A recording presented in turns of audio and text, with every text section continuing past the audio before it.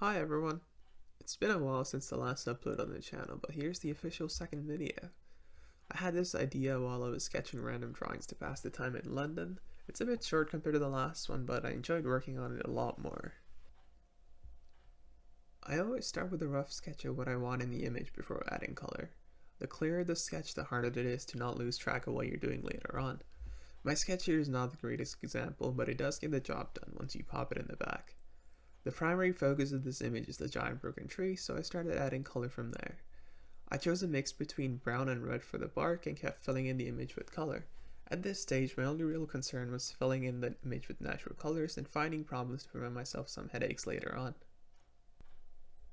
So as I was filling in colors, I decided to add in random shapes to the bark and pretty much everything else to pre-start stage 2. It's generally better to fill in the image with broad brushstrokes before diving in, but it's also really fun to mix it up once in a while. This way you create elements that trick your brain to keep working at it. For context, there's about 100 drawings that gets abandoned at stage 1 because I just lose my motivation to see it through. Working at a mixed pace like this helps with that.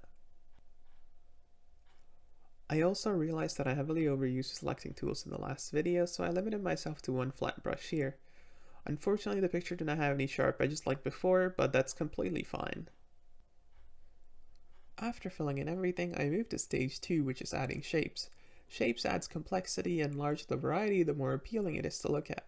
Naturally, the most work in stage 2 went into the tree bark and the background. This took a really long time to get right. I added in more lines to suggest the look of bark and added hints of blues and light reds to add some color diversity. It was also in this stage that I pre-started stage 3, which is the general cleanup process. For this, I just used the eraser tool and a lot of clip layers to create some sharp edges.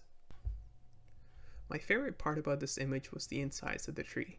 I exaggerated the brightness of light to make this part visually more appealing, and it contrasted extremely well against the dark valleys of the bark. Overall, I was very satisfied with this area of the image.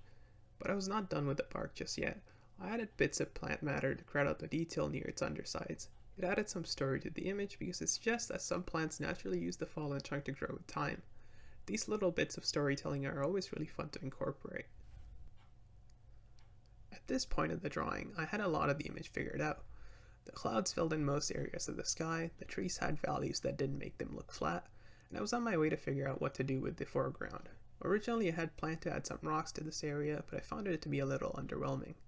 So I scrapped that idea and imagined what could potentially replace this space in my head. Meanwhile, I cleaned up most of the rough work from stage 1 and added in shadows to diversify the palette. This was purely unintentional, but I realized that it balanced extremely well with the bright area of the tree. In the end, I was very happy with the change and kept moving forward.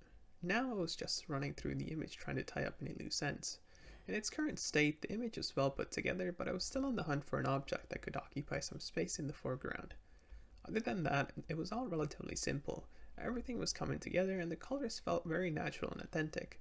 Unfortunately, it felt a little mundane for my liking. Nothing was wrong with the work, but it could have been done a lot better was the issue on my mind. Fortunately, I knew a way to fix it, the hue slider. The hue slider, along with saturation and value, is the multi-purpose tool of all editing softwares, and solves most if not all problems related to color. I normally always use it to find good color combinations early on, but I knew that it would give me some other options during post edits.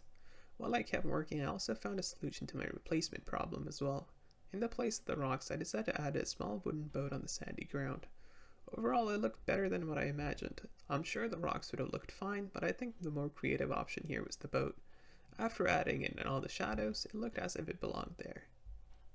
Finally, the image was complete and it was time to edit the colors.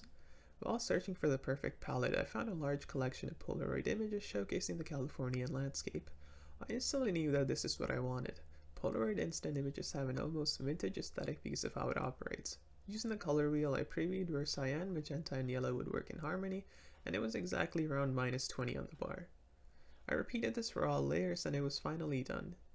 If you like more stuff like this, keep in touch and hit the subscribe button. Unlike my first video, this one had a script which takes a really long time to do. But a couple of people just did it in my last video. I do want to post more frequently though, so don't expect this format always. See you all in the next one.